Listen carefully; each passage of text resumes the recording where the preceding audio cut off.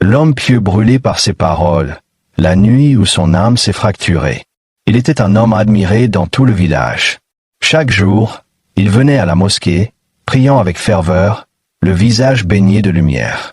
Tous le voyaient comme un exemple parfait, pieux, généreux, respecté.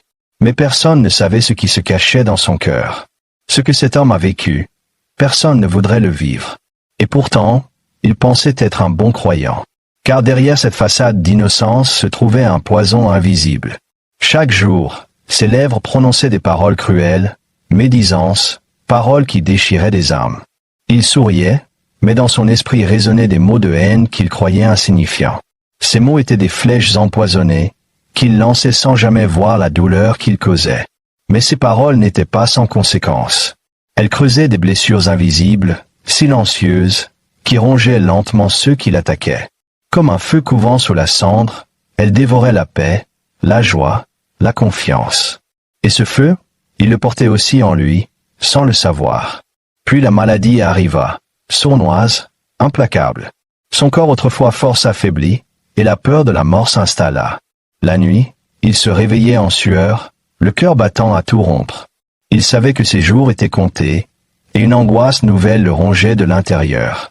Ce dernier soir, il était seul dans sa chambre froide. Le silence l'écrasait, et il sentait la mort s'approcher, lente, inexorable. Il pria, suppliant pour une dernière chance, un pardon.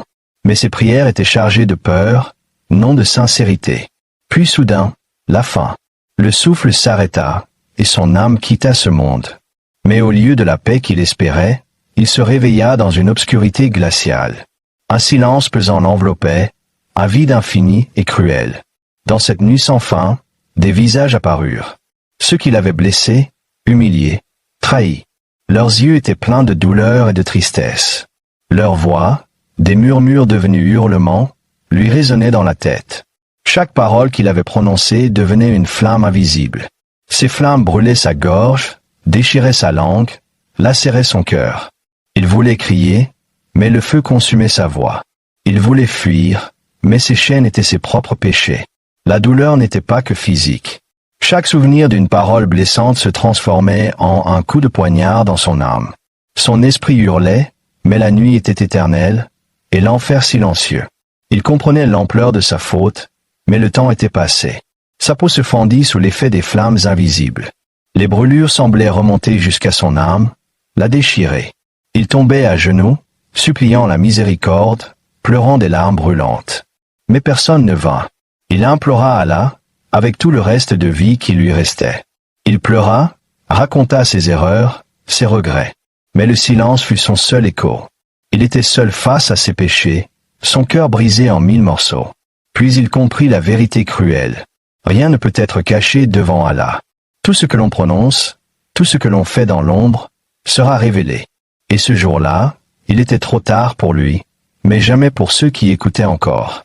Son âme se fractura, éclata dans un cri silencieux. Le noir total l'engloutit, un vide sans fin, un silence éternel. C'était la conséquence d'un seul péché, une parole laissée libre de détruire. Son dernier souffle fut une leçon que personne ne pourra oublier. Toi qui écoutes cette histoire, regarde en toi. Quels mots prononces-tu chaque jour? N'attends pas que ta nuit vienne pour découvrir ce que cache ton cœur. Repens-toi, demande pardon, répare avant qu'il ne soit trop tard. Car la miséricorde d'Allah est immense, mais elle ne dure pas éternellement. Si tu ressens que ce genre de rappel te parle, que ton cœur cherche à se rapprocher d'Allah, alors abonne-toi maintenant. Car ici, chaque vidéo est un rappel qui peut sauver ton âme.